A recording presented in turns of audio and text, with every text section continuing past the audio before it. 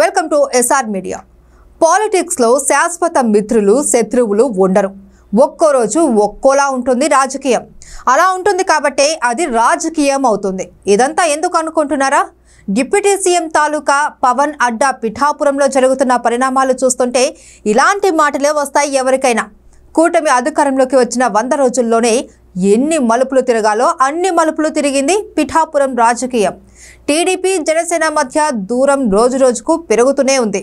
టీడీపీని జనసేన స్థానిక నేతలు దూరం పెడుతూ ఉంటే టీడీపీ నేతలు కూడా జనసేన లోకల్ లీడర్స్ ను బాయ్కట్ చేశారు. అధికారంలోకి కూటమి వచ్చి 100 రోజులు కాకముందే పిఠాపురంలో టీడీపీ జనసేన ఫైట్ పీక్స్ కు చేరుకుంది. అధినాయకత్వం మాత్రం బాగానే ఉన్న నియోజకవర్గంలో మాత్రం నేతలు రెండుగా చీలిపోయారు. పిఠాపురం నుంచి పవన్ పోటీ చేయడంతో స్థానిక టీడీపీ నేత వర్మ తన సీటును త్యాగం చేశారు. పవన్ విజయం కోసం చాలా కష్టపడ్డాడు కూడా. పవన్ పిఠాపురం రాకపోయినా ఆయన గెలుపు కోసం ప్రచారం చేశారు. ఇక పవన్ కూడా తన గెలుపును వర్మ చేతుల్లోనే పెడుతున్నాను అని ఎన్నికల టైంలో భారీ డైలాగులు వేశారు. కట్ చేస్తే గెలిచిన తర్వాత ఎక్కడ కూడా వర్మ పేరును పవన్ కనీసం ప్రస్తావించడం లేదు అని వర్మ అనుచరులు ఫైర్ అవుతున్నారు. ఇక అటు వర్మపై జనసేన కార్యకర్తలు దాడి చేయడం మరింత సంచలనం రేపింది. వర్మ త్యాగానికి ఇలాంటి ప్రతిఫలం ఇస్తారా అంటూ ఆయన అనుచరులు టీడీపీ నేతలు గుర్రుమంటున్నారు. వర్మకు అన్యాయం జరుగుతుందని ఇప్పటికే చాలా సార్లు బహిరంగంగానే అసంతృప్తిని వినిపించారు.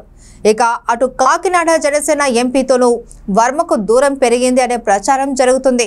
ఇక అటు వర్మను అధికారిక కార్యక్రమాలకు దూరం పెడుతున్నారని, పెద్దగా ప్రాధాన్యం ఇవ్వడం లేదని ఆయన మద్దతుదారులు ఫైర్ అవుతున్నారు. దీంతో వర్మ సంచలన నిర్ణయం తీసుకోబోతున్నట్లు తెలుస్తోంది. వర్మకు ఎమ్మెల్సీగా ఛాన్స్ ఇస్తామని చంద్రబాబు గతంలో ప్రకటించారు.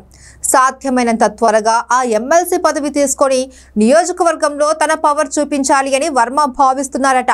దీంతో జనసేనకు నియోజకవర్గంలో చెక్ పెట్టాలి అనే ఆలోచనలో వర్మ ఉన్నట్లు తెలుస్తోంది. ఇక అటు మాజీ ఎమ్మెల్యే దొరబాబు ప్రస్తుతం జనసేనలో చేరారు. ఇలాంటి పరిణామాల మధ్య జనసేన జోరుకు బ్రేకులు వేయాలి అని వర్మ నిర్ణయం తీసుకున్నట్లు తెలుస్తోంది.